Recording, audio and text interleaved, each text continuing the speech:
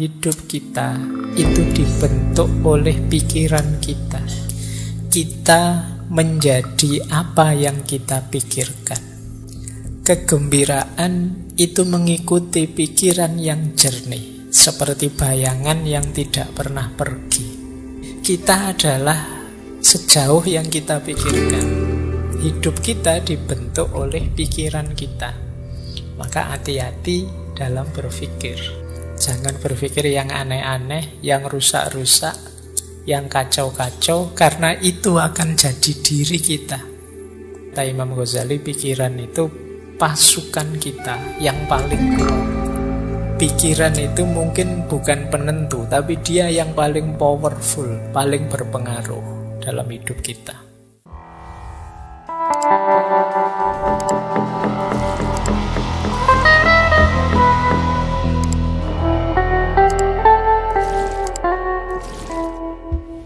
Assalamualaikum warahmatullahi wabarakatuh.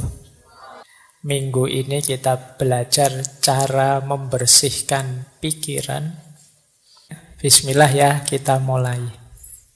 Ya tentu saja bersih-bersih pikiran itu dengan asumsi isi pikiran kita itu mungkin sudah banyak yang kadaluarsa, yang out of date, yang kotor, yang ngeres, yang ruwet, yang bulet, dan lain sebagainya. Ayo bersih-bersih. Nah, saya awali dari quote saja dulu sebelum nanti ke teknis membersihkan pikiran kita. Ada quotes menarik, yaitu dari Buddha. Beliau mengatakan bahwa hidup kita itu dibentuk oleh pikiran kita. Kita menjadi apa yang kita pikirkan. Kegembiraan itu mengikuti pikiran yang jernih, seperti bayangan yang tidak pernah pergi. Quotes ini isinya 3 hal secara sekaligus. Yang pertama, hidup itu dibentuk oleh pikiran kita. Yang kedua, kita adalah apa yang kita pikirkan. Dan yang ketiga, pikiran jernih itu menggembirakan. Sebagaimana bayangan dengan sesuatu yang dibayanginya. Jadi kalau orang kok pikirannya jernih, otomatis gembira. Kenapa kok kita galau? Kemungkinan pikiran kita ruwet. Jadi tidak karu-karuan, itu terus kita sedih. Tapi kalau pikiran kita jernih, oh yang salah ini, yang benar ini, oh yang cocok ini, yang tidak cocok ini. Kalau tegas jelas itu kan kita senang, gembira, lega. Tapi kok masih banyak kerumitan-kerumitan, keruwetan-keruwetan, tidak jernih, itu biasanya kita masih galau. Maka kegembiraan itu mengikuti pikiran yang jernih. Dan diri kita itu dibentuk oleh pikiran kita. Kalau kalian menganggap, Pak, siapa sih saya ini? Saya ini orang rusak loh, Pak. Nah, kamu sendiri menganggap dirimu orang rusak. Itu kan berarti nanti ketika kamu menjalani hidupmu, kamu akan memposisikan dirimu sebagai orang yang rusak. Jadi kita adalah pandangan kita sendiri, pikiran kita sendiri tentang diri kita. Nah, teman-teman boleh flashback ke belakang ya. Selama ini saya itu orang kayak gimana sih? Itu kemungkinan besar berawal dari pikiran kita sendiri. Mungkin kalau bahasa jauhnya, tidak penting kamu ganteng beneran apa tidak. Yang penting apa? Kamu merasa ganteng. Orang itu merasa ganteng saja, itu kan gayanya kayak orang paling ganteng sedunia kan sudah. Jadi meskipun secantik apapun kalian, seganteng apapun kalian, kalau pikiranmu, saya itu Pak, ya gayamu juga merasa seperti orang yang biasa saja. Jadi kita adalah sejauh yang kita pikirkan.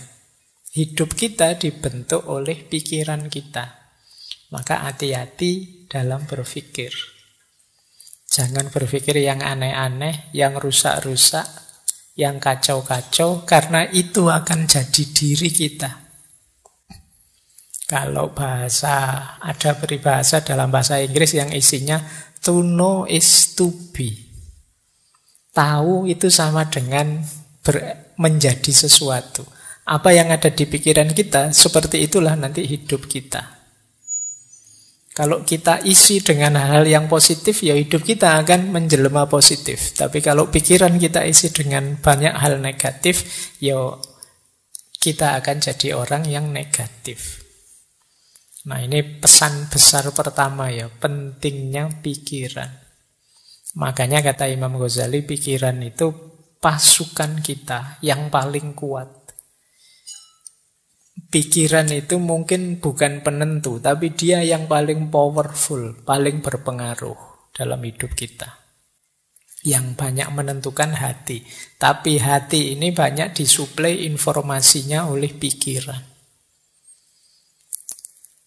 Baik. Coba ya bayangkan kalian ngaji tadi berangkat sambil membayangkan, wah nanti ngajinya mesti lama 2 jam. Mesti itu. Ya, jadi kamu duduk baru 1 detik, 2 detik pertama, itu pikiranmu sudah 2 jam yang akan datang. Ini masih lama 2 jamnya ya masih. Jadi kamu belum ngalami saja, rasanya sudah lebih dari 2 jam kamu duduk di sini. Itu karena pikiran. Kayak puasa besok, itu kan biasanya ada itu yang ngitung-ngitung kapan Idul Fitrinya. 5 hari lagi Lebaran, 4 hari. Jadi Lebarannya rasanya sebenarnya masih belum datang, tapi seolah-olah itu conditioning pikirannya itu sekian hari lagi, sekian hari lagi. Itu pikiran. Kita tidak bisa menikmati Ramadan karena mikir kapan Idul Fitrinya. Nanti hari pertama sudah dihitung, 30 hari lagi Lebaran. Ayo mikirnya wis tekan Lebaran. Baru terawih hari pertama. Jangan-jangan kalau pas terawih hari pertama kita pikirannya nanti Lebaran mudiknya tanggal berapa ya? Bajuku sudah berapa ya? Harus mikirnya Lebaran. Tidak mikir Ramadannya. Barang siapa yang begitu datang Ramadan seneng, itu diharamkan neraka. Yuk. Begitu Ramadan datang kamu seneng, tapi Ramadannya sendiri datang kamu lupa. Yang hadir di pikiranmu lebih banyak Idul Fitrinya sama liburan kuliahnya. Jadi gupuh prei sama seneng-seneng Idul Fitrinya sampai lupa Lebaran. Itu pikiran. Hidupmu, gayamu, orientasimu ya ditentukan oleh pikiran. Maka penting pikiran yang jernih. Ada lagi kalimat dari Zhuangzi. Kalau ini salah satu tokoh dari Taoisme. Kata dia begini, mereka yang mengikuti Tao. Tao itu artinya jalan. Ini konsepnya mungkin agak dekat dengan kalau dalam Islam ada thariqat, sama-sama jalan. Meskipun definisinya agak harus didalami lagi, tidak sederhana Tao itu. Tapi siapa yang mengikuti Tao pasti memiliki pikiran yang jernih. Orang yang pikirannya jernih ini mereka tidak membebani pikiran mereka dengan kecemasan. Dan luwes, lentur, mudah menyesuaikan diri dengan kondisi eksternal.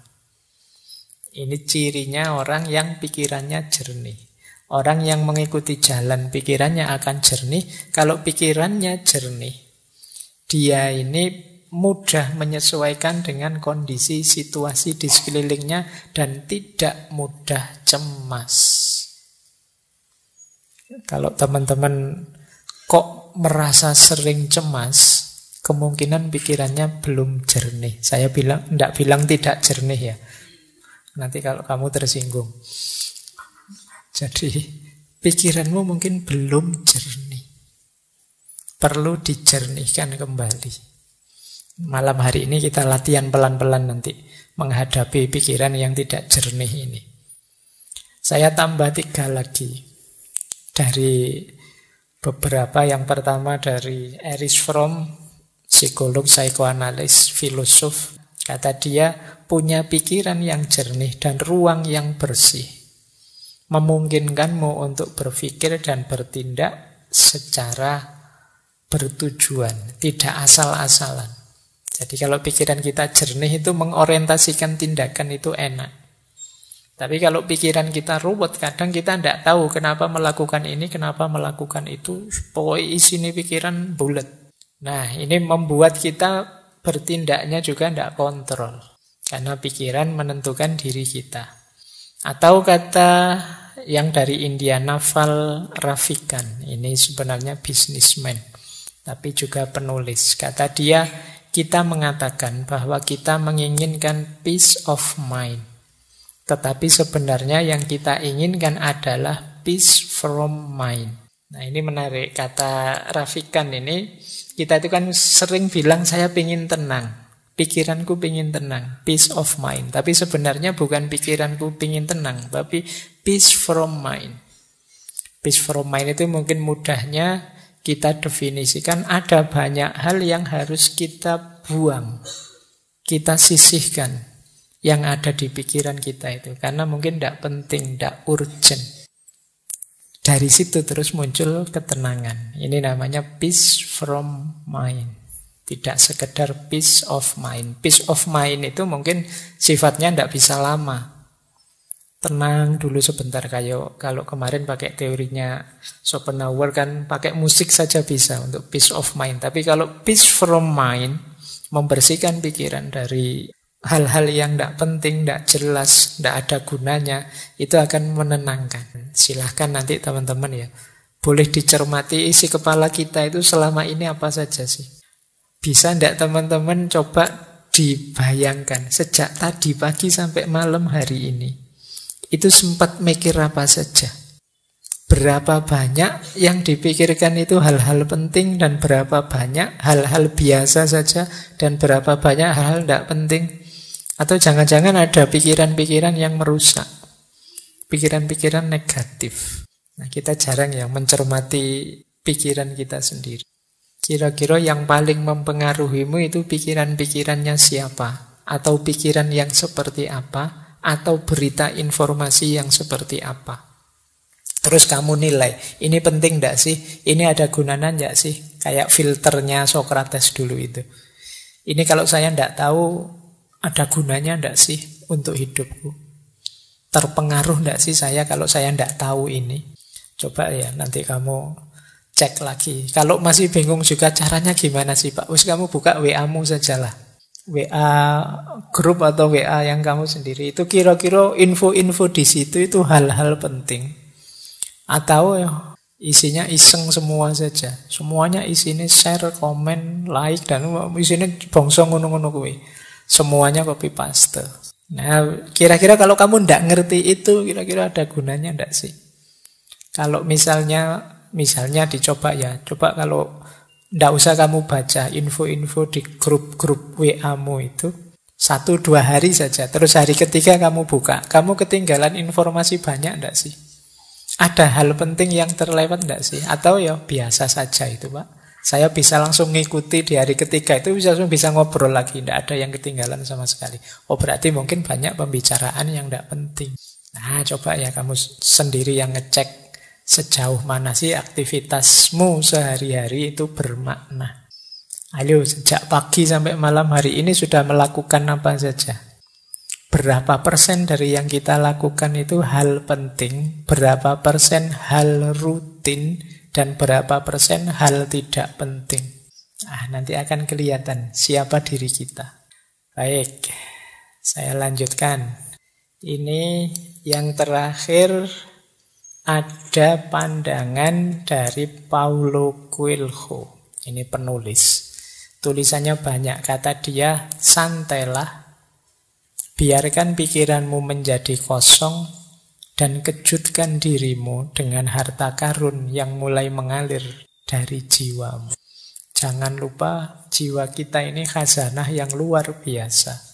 Kalau teman-teman mau membacanya.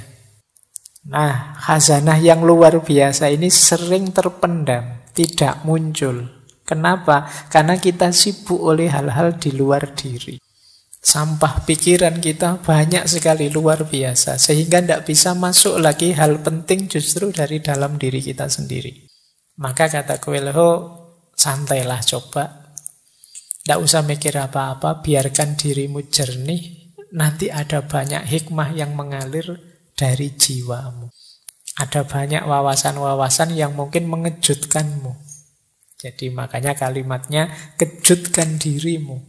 Betapa luar biasanya dirimu, cuma kamu tidak sadar saja. Ini sebenarnya memprovokasi kita untuk berpikir jernih. Ayolah, menjernihkan pikiran. Hari ini banyak distraksi yang membuat kepala kita ruwet. Jadi saya sering didatangi teman-teman muda, mahasiswa dan lain sebagainya yang itu mengkonsultasikan sesuatu yang sifatnya hanya overthinking. Jadi sekedar cari ruwet saja, yang tidak ada manfaat praktisnya, tidak ada manfaat idealis nilainya untuk hidup praktisnya. Nah ini tidak saya salahkan ya, tetap luar biasa, betapapun nambah wawasan, nambah ilmu itu bagus. Tapi kalau bahasa saintifiknya kurang tepat guna. Ya nambah ilmu oke saja, nambah wawasan oke saja. Tapi kalau bisa ya yang paling tepat guna, manfaat untuk meningkatkan kualitas dirimu dan kualitas hidupmu. Jadi jangan hanya dipilih, wah rasanya ini menarik Pak. Ya kalau menarik ya banyak hal menarik, luar biasa. Tapi itu manfaat enggak untuk hidupmu? Penting enggak untuk peningkatan kualitas dirimu? Baik, ya mumpung masih muda. Jadi kalau timbunan wawasanmu itu sesuatu yang manfaat, baik untuk dirimu dan untuk lingkunganmu, ya insya Allah nanti kalian akan jadi orang yang hidup seperti dijanjikan Allah. Semakin nambah ilmunya, semakin tinggi derajatnya. Baik, bismillah, yuk kita mulai bersih-bersih.